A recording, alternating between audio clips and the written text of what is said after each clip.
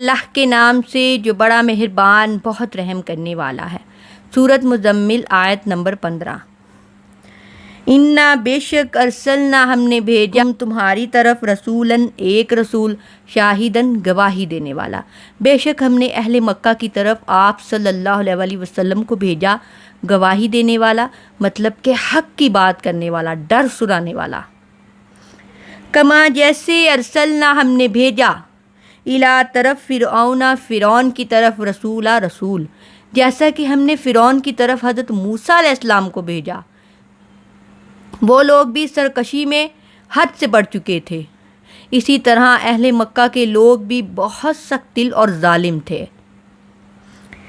فعصا تو کہا نہ مانا فرعون نے رسول مطلب حضرت موسیٰ علیہ السلام کا۔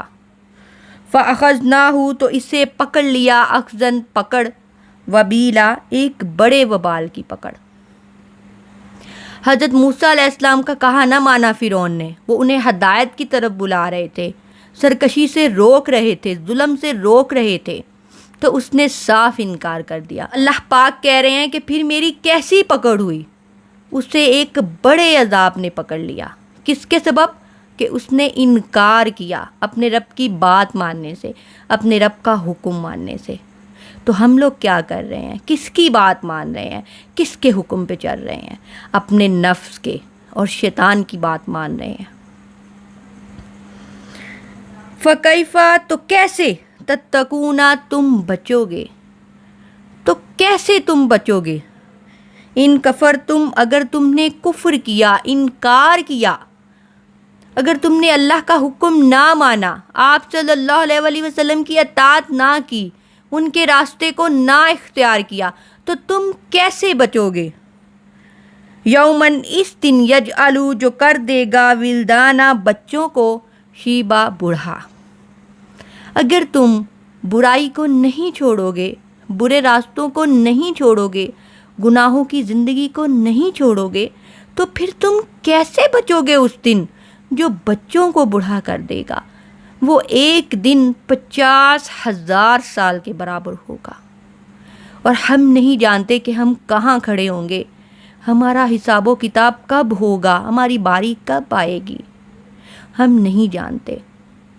تو اللہ پاک کہہ رہے ہیں کہ اگر تم نیکی کا راستہ نہیں اختیار کرو گے، میرا حکم نہیں مانو گے، تو پھر تم کیسے اس دن بچو گے؟ تم تو بری طرح پھنس جاؤ گے، اس عذاب کی طرف دھکیل دیے جاؤ گے جو عذاب بار بار تمہیں سنایا جا رہا ہے، بار بار تمہیں ڈرایا جا رہا ہے۔ السماء اور آسمان، منفطر پھٹ جائے گا بھی ہی اس سے، اس دن آسمان پھٹ جائے گا۔ کانا ہے وعدہ اس کا وعدہ، کانا ہے وعدہ اس کا وعدہ، مفعولا پورا ہو کر رہنے والا۔ اللہ پاک کہہ رہے ہیں کہ میرا وعدہ پورا ہو کر رہنے والا ہے، چاہے وہ 10 دن بعد ہو، چاہے وہ 100 سال بعد ہو، چاہے وہ ہزاروں سالوں بعد ہو، چاہے وہ کروڑوں اربوں خربوں سالوں بعد ہو، لیکن ہم نہیں جانتے یہ وعدہ کب پورا ہوگا، یہ صرف اللہ ہی جانتا ہے۔ لیکن اللہ تعالیٰ نے ہمیں یہ بات بتا دی ہے کہ میرا وعدہ پورا ہو کر رہے گا۔ بلکہ قرآن پاک میں ایک جگہ پہ یہ بھی آیا کہ اللہ تعالیٰ اپنے وعدے کے خلاف نہیں کرتا۔ تو کوئی انسان یہ گمان بھی نہ کرے کہ قیامت نہیں آئے گی یا مجھے نہیں کھڑا کیا جائے گا۔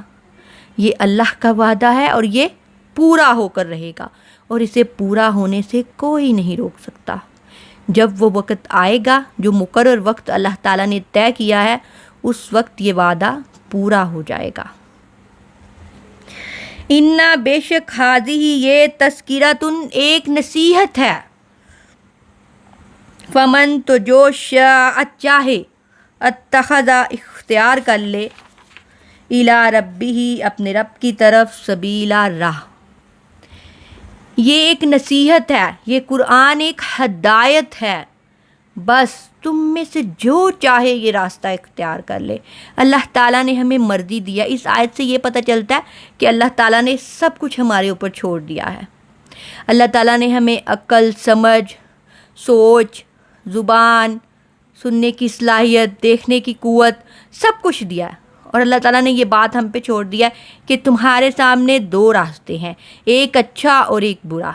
اب تمہاری مرضی، تم ان دونوں میں سے جو مرضی راستہ اختیار کر لو۔ اگر تم اچھا راستہ اختیار کرو گے، اپنے رب کا حکم مانو گے، اپنے رسول کی اطاعت کرو گے، تو وہ راستہ تمہیں جنت تک پہنچا دے گا، اور اگر تم برا راستہ اختیار کرو گے، برائی کرو گے، تو وہ راستہ تمہیں جہنم تک پہنچا دے گا۔ اب یہ تمہارا فیصلہ ہے کہ تم نے جنت میں جانا ہے یا پھر اپنے لیے جہنم کو خریدنا ہے۔